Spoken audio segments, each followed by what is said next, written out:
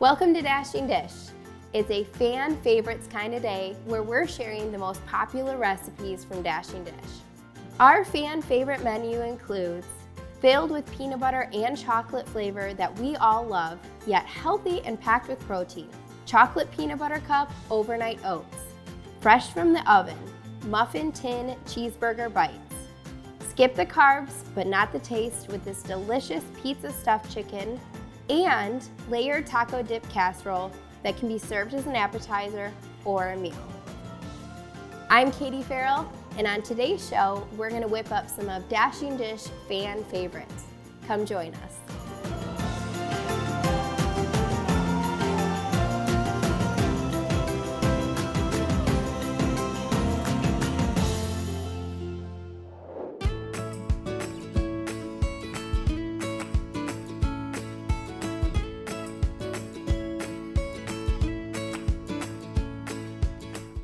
Today's show is all about fan favorites at Dashing Dish. And my personal favorite, as well as many of our fans, is these peanut butter cup overnight oats. And what makes this recipe so wonderful is the fact that it not only tastes like peanut butter cups, but also you can make it in about 5 minutes, pop it in your fridge, and you have a protein and fiber-rich breakfast ready to go the next morning. So I'm gonna show you what I put in it. We have 2 cups of oats, a half cup of sweetener, 1/4 cup of cocoa powder, a half cup of peanut flour, 1.5 cups of milk of choice, a half teaspoon of salt, and then just some chocolate, peanut butter, and 1 cup of Greek yogurt. So it looks like we have a lot of ingredients going here, but what I like to do is just add all my dry ingredients to a bowl, then the wet ingredients, stir it up, and pour it in some mason jars. It's so easy. All right, I'm gonna start with 2 cups of old-fashioned oats. And I love this recipe because it's almost like having your healthy bowl of morning oatmeal, but without all of the work. And I just like to use sugar in the raw or monk fruit sweetener.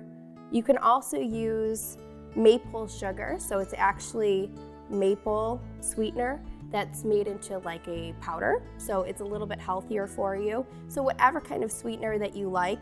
I did do peanut flour, which if you've never heard of peanut flour, it's wonderful because it has all the flavor of peanut butter. So that's where we're getting our peanut butter cup flavor from, but it also has protein. And they actually just take the fat out of the peanuts and they make it into a powder. So it gives you all that flavor of peanut butter with a little bit less fat and calories. And I love doing this recipe or any kind of overnight oats because it really truly does taste like whatever flavors you're adding to it. So I think a lot of people think of oatmeal and they think, oh, well, that's so bland and boring. You just think of maybe some oats and some cinnamon, maybe some honey in there. But this is such a unique take on oatmeal because it's basically the flavor of a peanut butter cup. So we're gonna stir that all in, and then we have our Greek yogurt. And Greek yogurt is wonderful because it adds a lot of creaminess to the oats, and it gives it also some added protein. So we're just gonna stir that up, and then a half teaspoon, I'm just gonna eyeball it, of salt. And that was literally all there is to it. Now, when it comes to fan favorites, a lot of times people ask me, what is your personal favorite recipe on Dashing Dish? And to be honest, it is one of my hardest questions to answer because I have so many favorites and it's always changing. So what I find that I do with recipes is when I create a new recipe and I absolutely love it or my family loves it, I'll make it on repeat because I know that it's something that my whole family loves. So I just keep remaking it over and over. So it's kind of like whatever my current recipes are that I'm making, that ends up being a favorite somewhere in there. So it's really hard to answer that question, but I will tell you, I do have a few tried and true favorites of mine and my family's. And I have to say, our family loves Italian food and Mexican food. So when it comes to anything that my whole family loves, that is usually the answer, something Italian or Mexican inspired. Okay, now I'm just gonna add some of these oats to some mason jars. Now this will make about 4 servings. So I just have 2 here just to kind of show you what it'll look like. It's gonna be very liquidy, as you can see. But don't worry, this is not how it's going to end up. It's going to thicken up really nicely in the fridge.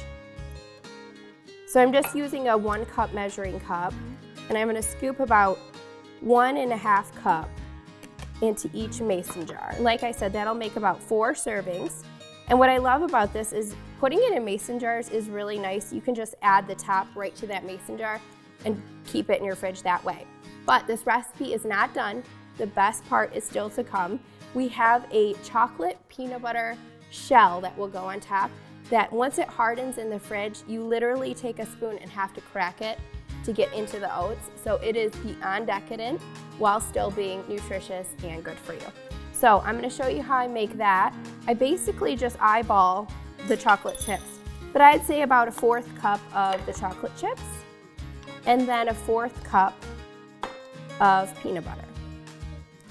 And you just add that into a bowl. And this step is definitely optional, but I'm telling you, once you do it, you won't go back. All right, you can see I melted this up and it looks so good. I could basically just sit here and enjoy this with a spoon, but instead I will share it with my oatmeal. So you just want to pour about a tablespoon or 2 on top here, just like that, and kind of spread it out just a little bit. And the nice thing is, because it's melted chocolate, it's melted now, but when you put it in the fridge and it sits overnight, it will form a hard chocolate layer, kind of like if you ever had a chocolate shell on your ice cream and you dig in and it just makes what's inside even more divine. So that's what's gonna be on top of your chocolate peanut butter oatmeal. And then I just have these cute little lids that we're gonna screw on top, and these are ready to go in the fridge. We can enjoy them tomorrow. We are making your waffles. We just love them. I make them multiple times a week because somebody is obsessed. So, yeah, we just use the blender, nice and easy. There they're going. You like waffles?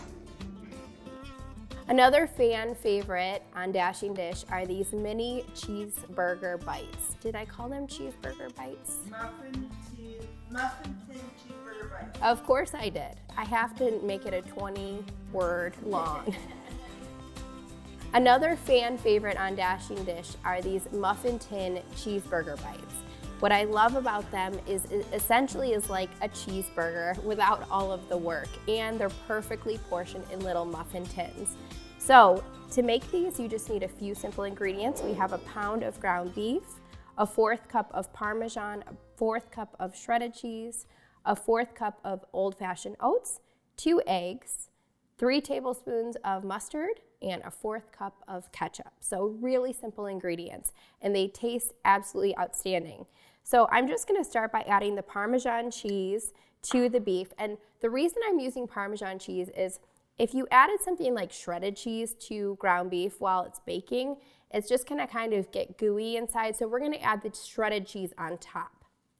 Then I'm gonna add some old-fashioned oats, and that's kind of like a binder. So if you think about meatloaf, we do eggs, and any kind of breadcrumbs or oats are great to kind of bind that meat together and also make it really moist and flavorful so it doesn't get tough. And that's just as simple as that is. So we're just gonna kind of break up the meat with a spoon or a spatula and get these flavors all blended together. All right, so that's looking good. That's mostly blended up together. Now we're gonna add our mustard and our ketchup, and this is what gives it truly the cheeseburger flavor. You could also do relish or whatever else you like on your cheeseburgers right into the meat there. So about 3 tablespoons of the ketchup and the mustard. We're gonna give it another stir. So now I'm just gonna coat this muffin tin with some cooking spray. And then we have our ice cream scoop here. And this is perfect for scooping out the perfect size cheesecake bites. Oh, cheesecake. Well, it would be interesting if these were cheesecake bites, for sure, with shredded cheese on top. But we're gonna scoop them out into the muffin tin, and this is really makes for the perfect size cheeseburger bites. You're gonna do it just like that. And you can kind of form it with your hands too. So my kids love these cheeseburger bites because they are kind of a little bit more inviting to eat rather than a big cheeseburger on a plate.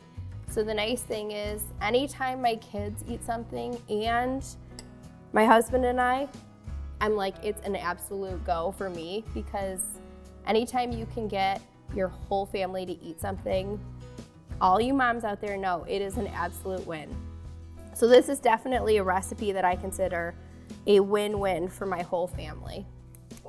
And it's nice because you can also do this recipe for something like an appetizer, for game day, anywhere that you really just want finger food, it's the perfect recipe. So that looks perfect. The mixture is all divided nicely between the muffin cups. And then I'm just gonna top each with some shredded cheese. Just like that. These also make a really good lunch or dinner just with some sides. I like to serve it with some potatoes and some broccoli. So what I do is I just roast up some broccoli on the side while I'm cooking these in the oven, and some potatoes. So I do like some baby potatoes just cut in half, some frozen broccoli. I put it on a sheet pan next to these in the oven, and then they roast up at the same exact time. So it really is the perfect all-in-one meal. And it also makes great leftovers, which is wonderful as well. So you'll want to roast these at 425 degrees for 25 to 30 minutes, and then just check them with a thermometer. If they reach 145 degrees for beef or 165 degrees for turkey or chicken, then you know that they're good to eat. Coming up next, extra protein and none of the empty carbs. We are taking all the ingredients of pizza that we love, sauce, cheese, spices, and putting it together in a healthy meal.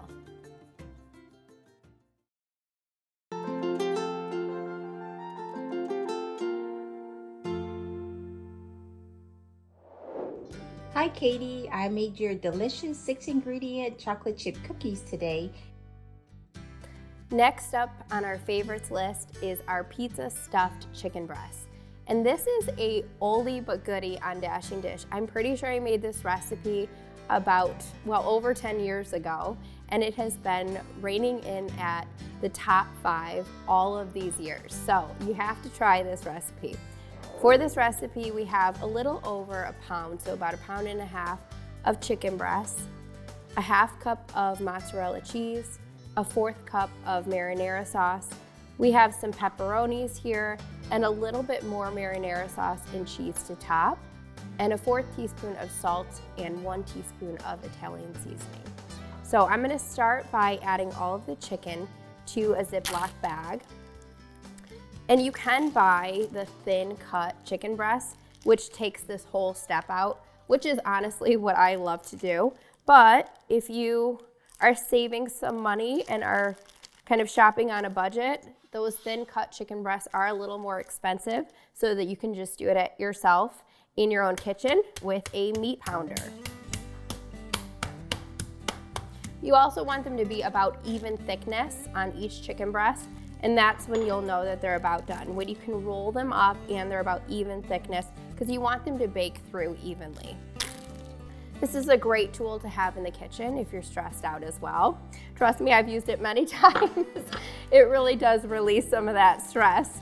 All right, so we're gonna take one of the chicken breasts and we're gonna put it on a baking sheet pan, and that way it's ready to go. You can add them all at once, but I like to do one at a time so it's easier to roll. And then I'm gonna add my filling to this bowl. It's just the mozzarella cheese, the sauce,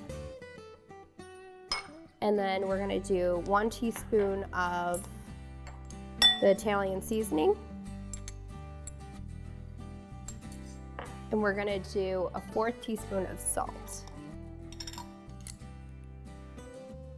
We're gonna stir that up. All right, so that looks good. Now we're gonna add it to our chicken breast. And all we're gonna do is, you can use a ice cream scoop or something to kind of scoop that out, but I'm just gonna use my hands.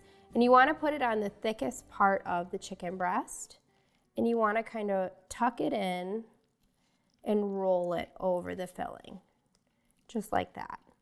Now, you could get some toothpicks out and kind of toothpick that chicken breast so it holds nicely, but I always find that if you put it seam side down, so like the seam is on the bottom, then it holds pretty nicely in the oven just like that. Now I'm gonna get out my next chicken breast and do the same exact thing. So if you're looking for a pizza recipe that is a little bit healthier, lower in carbs without all the crust, this is a great option for you. So we have these chicken breasts all stuffed. Now we're gonna top them with a little bit more sauce, cheese, and pepperoni, which is an optional topping if you don't like pepperoni. You know, my kids don't like pepperoni, which I can't imagine why they don't, but they don't. So I would probably just do cheese on, you know, one of these and then split it amongst them. So you can really do your personal favorite pizza toppings for these. But I can definitely tell you that I see why the favorites on Dashing Dish are the favorites. It's usually the recipes that, you know, kids and adults would like. And now that I'm a mom to two, I can understand that. I am so tired of trying to make something different for Maddie and then something separate for me and Sean. I didn't really mind it as much when it was just Maddie that I was feeding, but now that I am feeding two kids, I can understand why moms just want to find something that everybody likes. It's much easier that way. And then we're just gonna top it with a little more cheese and, like I said, some pepperoni or your favorite pizza toppings. And this also ends up looking really pretty and delicious, which is another key factor when you're feeding your kids. They need to be able to look at it and say, oh, that looks cheesy and yummy, I want that. So we're gonna bake this 375 for 30 to 35 minutes until it reaches 165 degrees in the center. So you wanna stick that meat thermometer in the thickest part of the chicken and make sure it reads 165 or more. We're gonna pop these in the oven and they will be delicious. Coming up next, for an appetizer or a meal, this taco dip casserole is a win with a secret ingredient.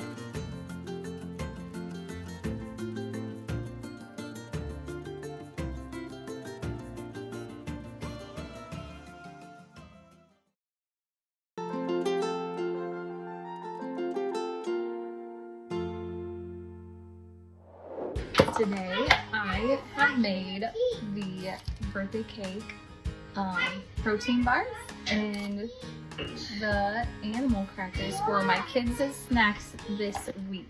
Thank you for your awesome recipes. All right, last but not least, to round out our fan favorites show, we're gonna end with something that seems like it would be an appetizer, but actually when I made it, I realized, oh my gosh, this makes a delicious meal.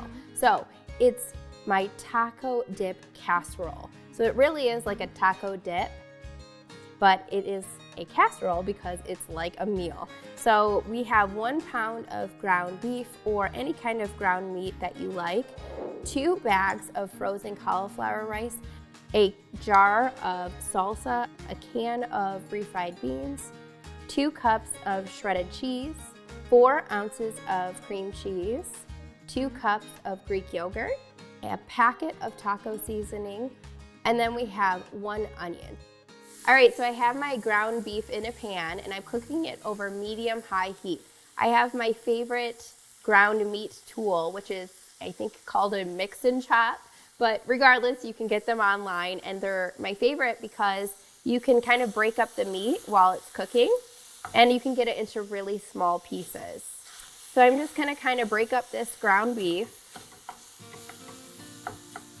We're gonna add to the ground beef in the pan just the diced onion that I cut up.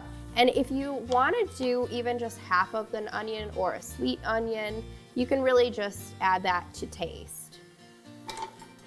So I'm gonna kind of stir that in and let the onion kind of caramelize and bring out that flavor while the beef cooks.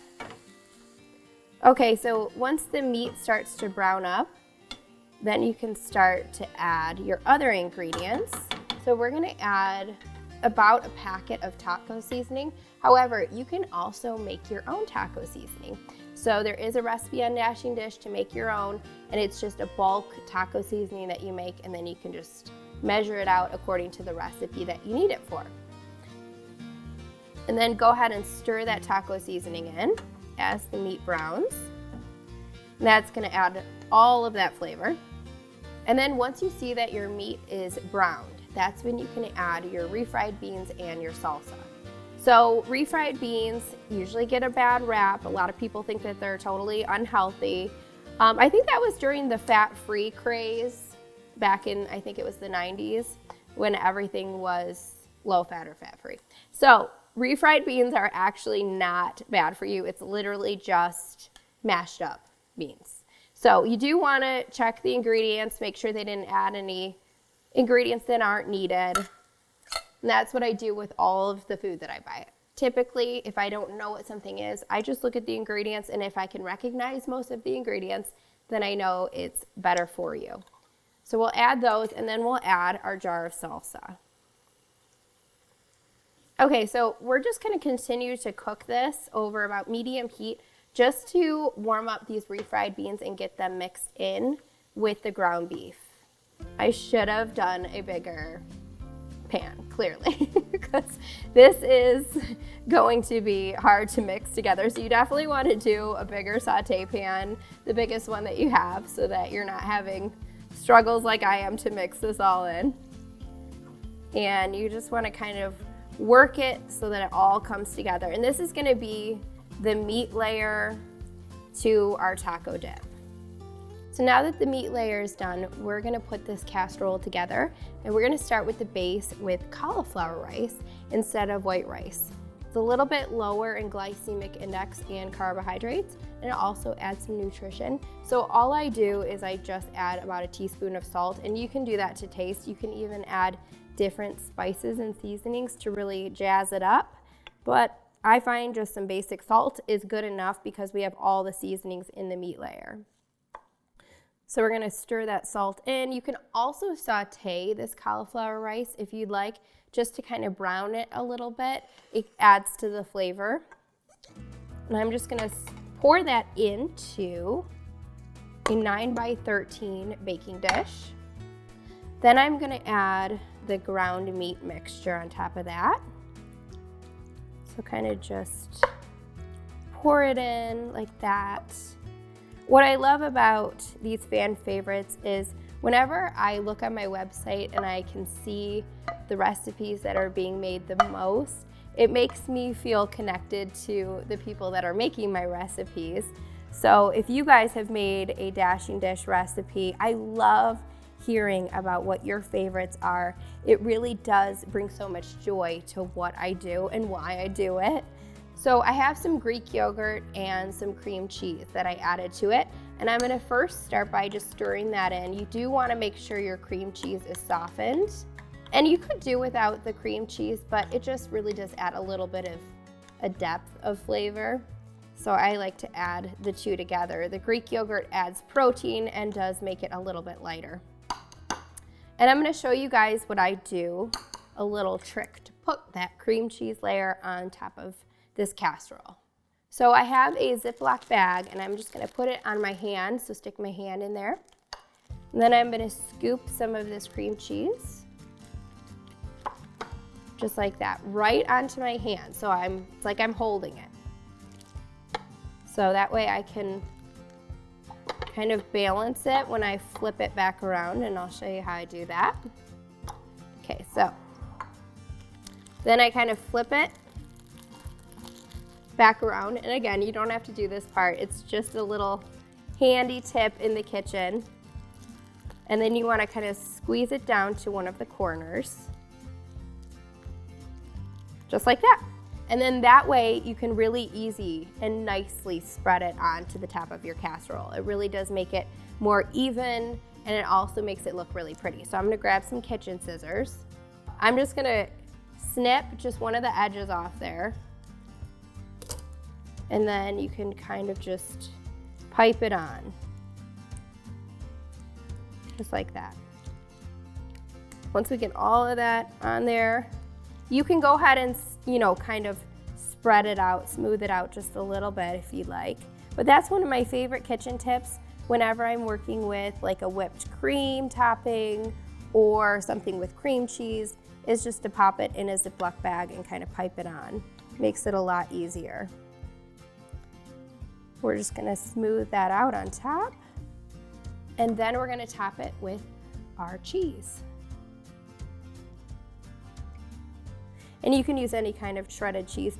You can also do some of your favorite taco seasoning. So you could do shredded lettuce, you could do olives, you could do diced tomatoes, whatever you like. So now I'm gonna pop this in the fridge, and you could eat it just straight away, but it also is wonderful when you serve it up chilled for about 30 minutes to an hour.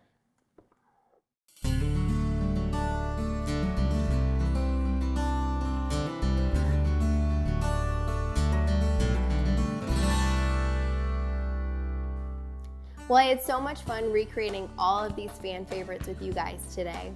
And if you're new to healthy eating or Dashing Dish, this is a great place to start. You can find all of these recipes and more to nourish your body and soul on dashingdish.com.